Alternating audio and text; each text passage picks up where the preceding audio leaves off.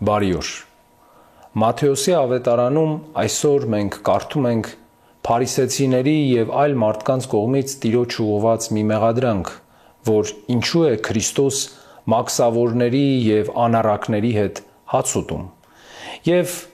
այս ճաշկերույթը նրանց հետ եւ նրանց հետ շփումը իհարկե փորձ էր արվում վերագրել մեր Տեր Հիսուս Քրիստոսին։ Բայց մեր Տերը չտրվեց այդ սադրանքներին եւ շարունակեց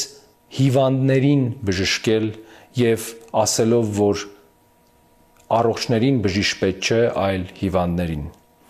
Եվ մենք էլ շատ ժամանակ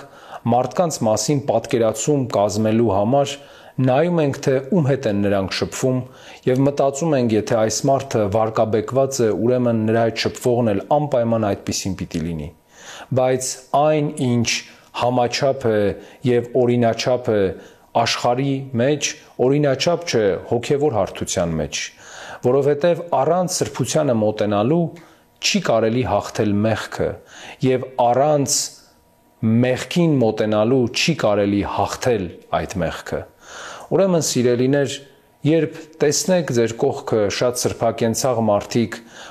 ովքեր իրենց հռչակում են մեր Տեր Հիսուս Քրիստոսի խոսքի քարոզիչներ, եւ նրանց կողքը տեսնեք այնպիսի մարդկանց, ովքեր